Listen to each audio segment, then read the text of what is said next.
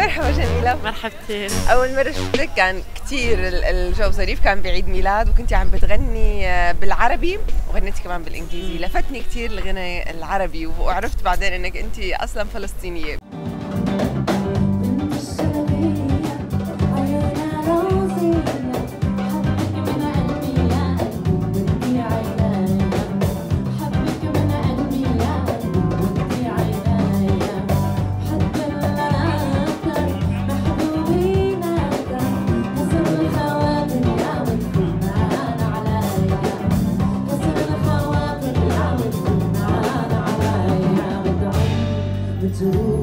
جميلة، خبريني عن شغلك هون as a singer.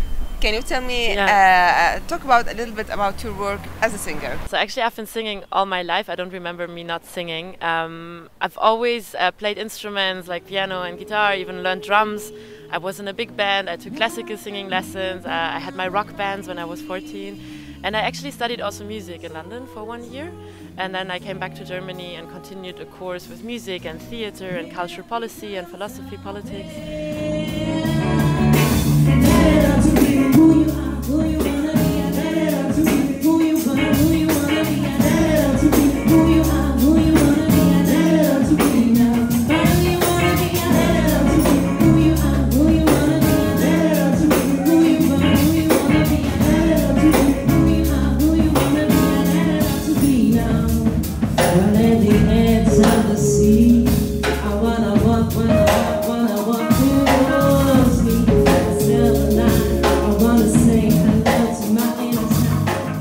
When I met my best friend and guitarist Leon, we had a small duo making music together, singing in English and Spanish and German.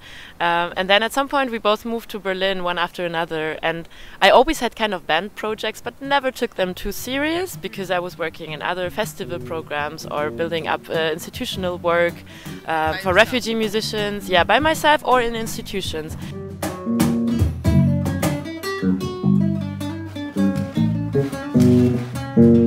When I came to Berlin and I played music, I was suddenly meeting so many awesome people, also many people who have an Arabic background, which I do too. My father's from Palestine.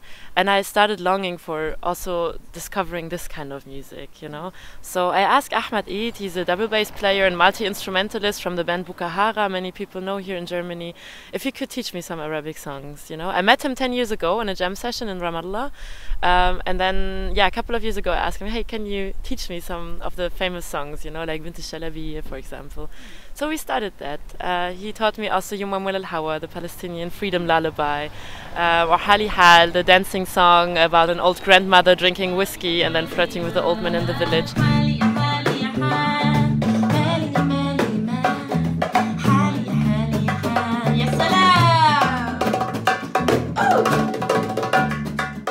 Jamila, I like your voice. And I like when you sing Arabic. I found it really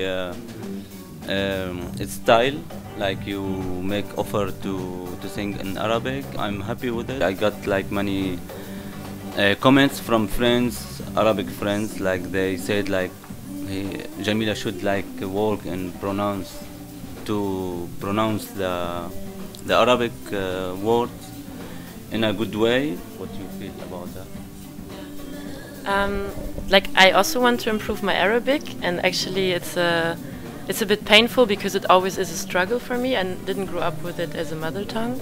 And like hearing this, it also makes me a bit sad because it's a lot of effort to try to sing and speak in another language that actually is part of my identity but not naturally, you know. Yeah.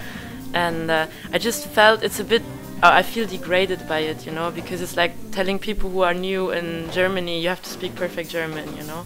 Like my because German. Yeah, I would never say like you know. No, but I would love to work on it, and it's cool if you help me. I will. Nice. And I wish of some more, I don't know, empathy with people, that we are all in our own tempo and learning process.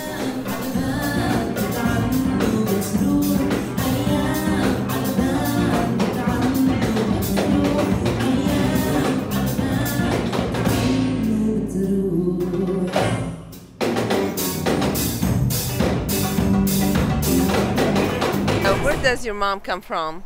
My mom is from East Berlin. Yeah. And did you ever feel that you have like two identities, or tell me more about the identity thing all your life? People was telling us that when you're in Germany, no matter how you live, you will always feel that you're not German. So what do you think? I never felt German, and I don't have two identities. I have many identities. I have maybe 1,000 identities.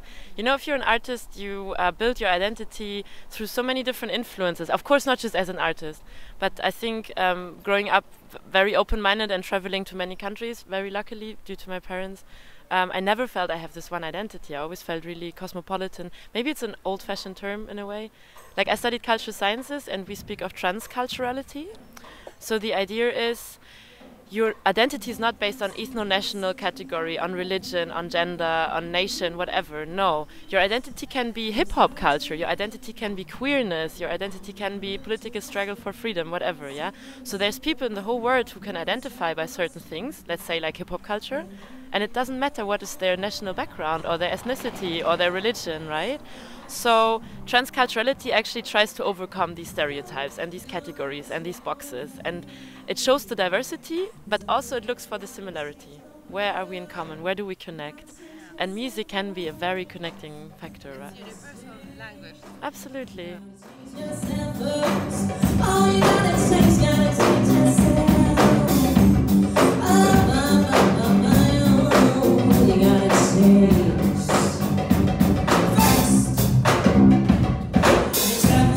And I really loved showing to the world that the stereotypes many people have on Arabic people are not true. Like 7 years ago, I founded the Arab Underground. It's a program bringing artists from Middle East, North Africa to Germany, to festivals like Fusion Festival, or to different like clubs in Berlin and so on. Actually with the aim to create a platform where people can connect and exchange, and where you can show the diversity of the Middle East and North Africa region.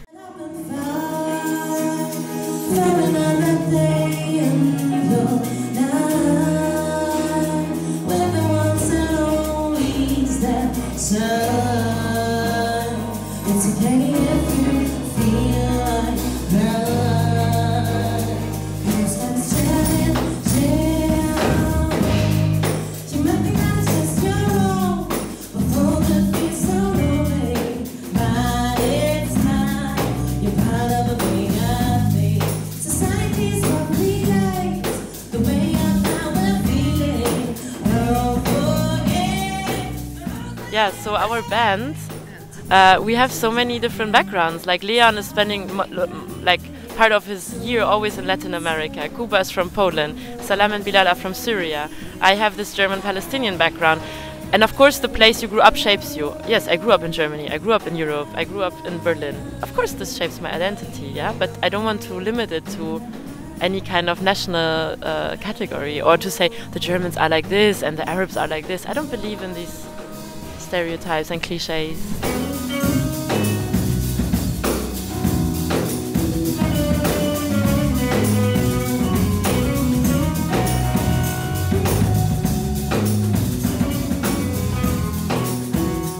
Well, you know, that was so special about your band that I have seen like two people who are Syrian refugees, and for me that was singing for refugees to be like in a German band.